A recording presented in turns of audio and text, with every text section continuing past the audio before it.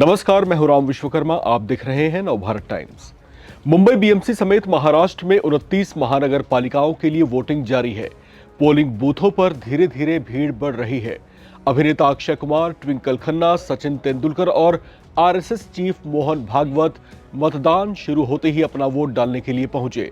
उन्होंने महाराष्ट्र की जनता से अपील की कि वे नागरिक होने का अपना कर्तव्य जरूर निभाएं।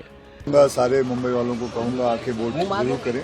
अगर रिजल्ट जो आप चाहते हो वो अगर रियलाइज करना है तो हर एक इंसान को आके मतदान करना चाहिए। इस चुनाव में बम्पर मतदान की उम्मीद की जा रही है। शाम 5:30 बजे तक वोट डाले जा सकेंगे। ये चुनाव कई मायनों में बेहद खास है। मुंबई के चुनावी दंगल में महायुति और एमवीए गठबंधन की बड़ी पार्टियों को मिलाकर कुल 19 दलों ने ताल ठोकी है। पिछले साल महाराष्ट्र विधानसभा चुनाव में महायुति गठबंधन की शानदार जीत हुई थी। इसमें भी बीजेपी का दबदबा देखा गया था। ऐसे में एमवीए के सामने ये चुनाव अपनी राजनीतिक प्रतिष्ठा बचाने का मौका है। बृहन मुंबई नगर निगम में बीजेपी शिवसेना अभी से अपनी जीत को लेकर पूरी तरह से आश्वस्त दिखाई दे रही है, तो वहीं ठाकरे ब्रदर्स को अपने कमबैक का भरोसा है। अब चुनाव से पहले उद्धव ठाकरे और मनसे प्रमुख राज ठाकरे ने हाथ मिलाया था। ऐसे में इनकी मराठा मानुस वाली राजनीति की अगली परीक्षा है।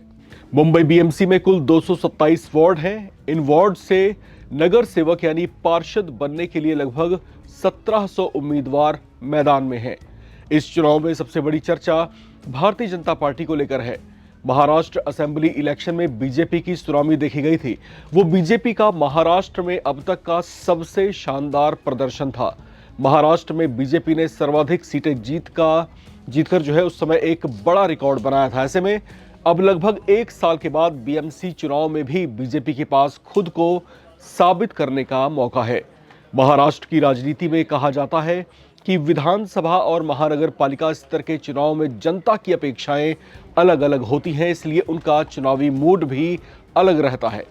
ऐसे में सवाल यह है कि क्या बीजेपी मुंबई में अपना मेयर बैठा पाएगी?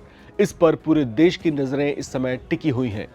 मुंबई बीएमसी के चुनाव में अगर बीजेपी जीत हासिल करती है तो निश्चित तौर पर मुख्यमंत्री देवेंद्र फडणवीस का कद और बढ़ जाएगा।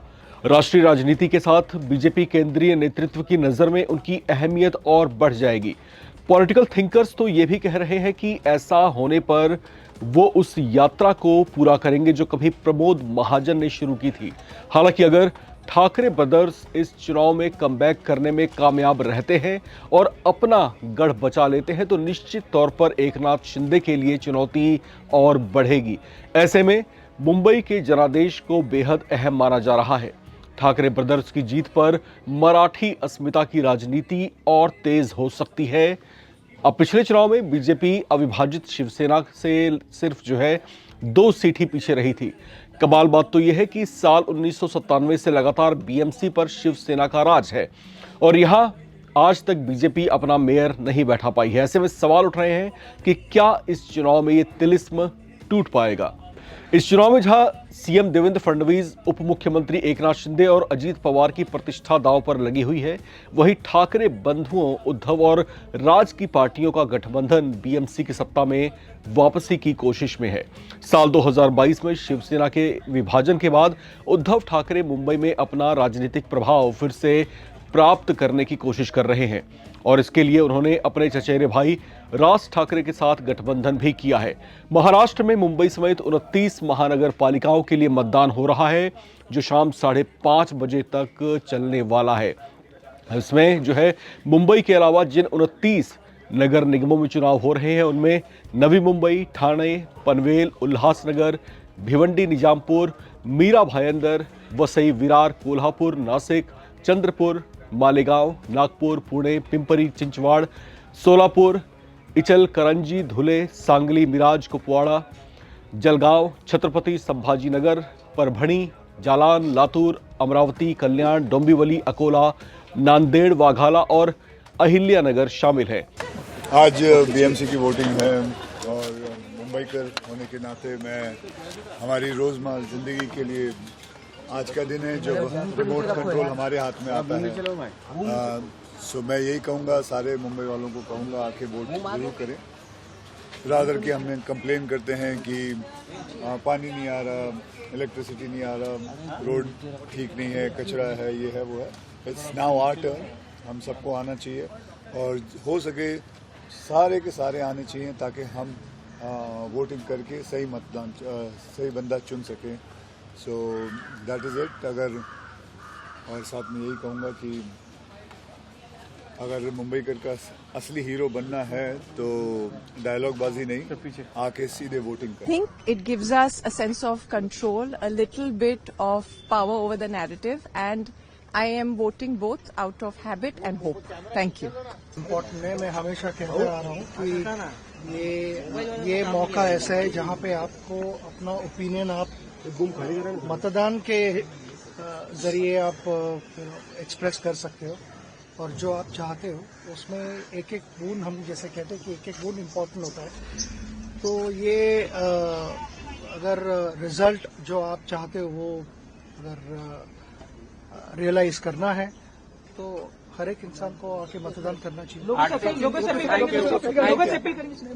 लोगों से अपील, मैं खुद यहाँ पे हूँ तो ये इटसेल्फ इज शोज किया ना कि it is important for every citizen. प्रजातांत्रिक रचना में रचना का एक अनिवार्य भाग चुनाव है और इसलिए वो नागरिकों का कर्तव्य भी है।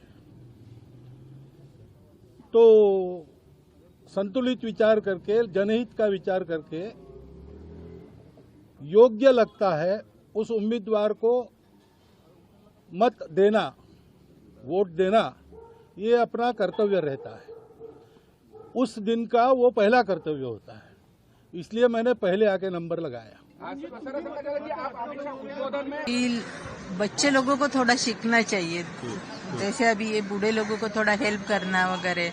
और कारपोरेशन का तो ये है कि ये फुटपाथ अच्छे ये करना चाहिए, उनको ऊपर चढ़ना नीचे के लिए उनको थोड़ा हेल्प ये करना चाहिए।